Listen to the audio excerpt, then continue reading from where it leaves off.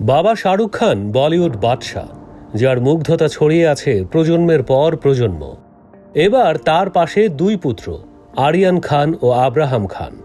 বাবা ও দুই ছেলের এই বিরল মুহূর্ত ধরা পড়েছে অ্যানিমেশন চলচ্চিত্র মুসাফা দ্য লায়ন কিং এর হিন্দি সংস্করণে। हमेशा तुम्हारे साथ हूं और हमेशा तुम्हारे साथ रहूंगा, बस याद रखना। যেখানে মুসাফার গলায় কথা বলেছেন শাহরুখ, সিম্বার গলায় আরিয়ান, আর খুদে মুসাফার কণ্ঠ দিয়েছেন আব্রাহাম। শাহরুখ ও আরিয়ান 2019 সালের দ্য লায়ন কিং এর হিন্দি ডাবিংয়ে কণ্ঠ দিয়েছিলেন। এবার ছোট আব্রামের অভিষেক হলো বাবার পথ অনুসরণ করে। ট্রেলারে আব্রামের কণ্ঠ সাড়া ফেলে দিয়েছে। সবাই বলেছে বাবার মতোই একদিন সে বলিউডে রাজত্ব করবে। এদিকে আরিয়ানও নিজেকে তৈরি করেছেন বলিউড পরিচালক হিসেবে আত্মপ্রকাশের জন্য।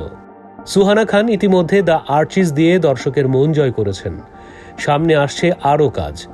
এ যেন এক পরিবারের সৃষ্টিশীলতার মিলন মেলা, যেখানে প্রতিটি সদস্য তাদের প্রতিভার আলোয় আলোকিত করে চলেছে সিনেমার দুনিয়াকে।